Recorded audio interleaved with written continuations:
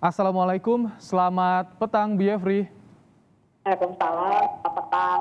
Baik, Bu Yefri, jadi di mana potensi maladministrasi soal surat sumbangan penerbitan buku ini Bu Yefri? Ya, kalau kita lihat dari apa yang sudah digambarkan tadi, ternyata satu potensi maladministrasi yang dimungkinkan itu adalah penyimpangan prosedur.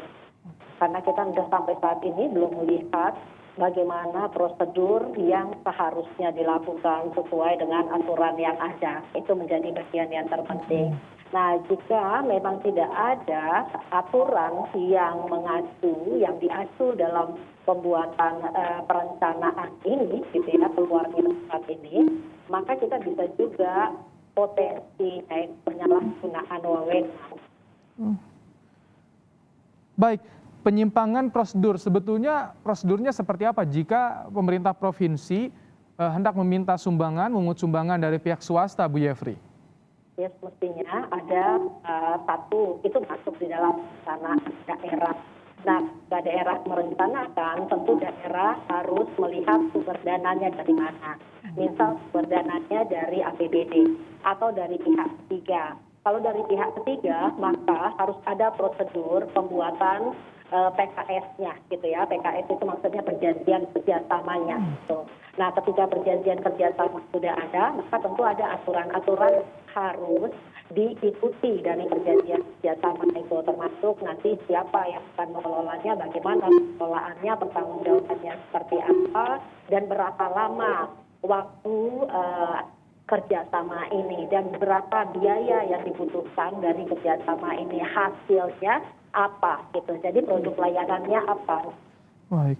Kalau Ombudsman Sumatera Barat sudah melihat secara detail bentuk surat yang beredar luas ini Bu Yefri? Ya, surat kita sudah lihat gitu ya, yang permintaan sumbangan sekian rupa yang dilakukan, dan ini menjadi bagian yang sebetulnya kita harus, artinya Ombudsman akan mempelajari lebih jauh lagi terkait dengan surat ini. Atau adakah dokumen-dokumen lain selain surat yang menjadi pendukung pelaksanaan kerja ini?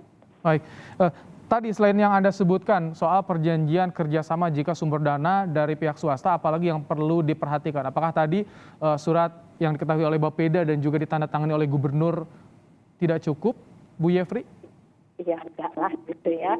Karena yang tadi itu kalau memang dia hanya surat dari Bapeda dan dari gubernur, ini kita nggak jelas apa sebetulnya. Itu justru jadi masalah lagi. Makanya kalau misalnya potensi maladministrasi pertama itu adalah penyimpangan prosedur, kalau dia tidak mengikuti prosedur, dia bisa juga berpotensi penyalahgunaan wewenang gitu. Kalau tidak ada prosedur terus dibuat gitu. Nah, hal ini yang perlu kita pelajari lebih dalam sehingga ini menjadi clear, dan mudah-mudahan juga seperti tadi disampaikan, pemerintah segera juga menyikapinya gitu, tidak membiarkan berlarut dan menjadi isu publik yang tidak jelas kemana harus penyelesaian. Baik, tentu kita akan menunggu bagaimana, apakah ada yang melapor juga ke Ombudsman, karena ini akan mempermudah bagi Ombudsman untuk menyelidikinya. Terima kasih Bu Yefri Heryani, Kepala Ombudsman Perwakilan Sumatera Barat, telah bergabung bersama kami di Kompas Petang. Baik. Sebetulnya, Mas, ada satu, selain laporan masyarakat, Ombudsman sendiri bisa melakukan yang namanya inisiatif investigasi. Baik. Jadi, laporan masyarakat, kita juga bisa melakukan pengawasan dan pemeriksaan terhadap kasus-kasus atau kondisi-kondisi yang menjadi perhatian publik, dan itu merugikan publik. Baik, baik. Terima kasih Bu Yefri untuk waktunya di Kompas Petang.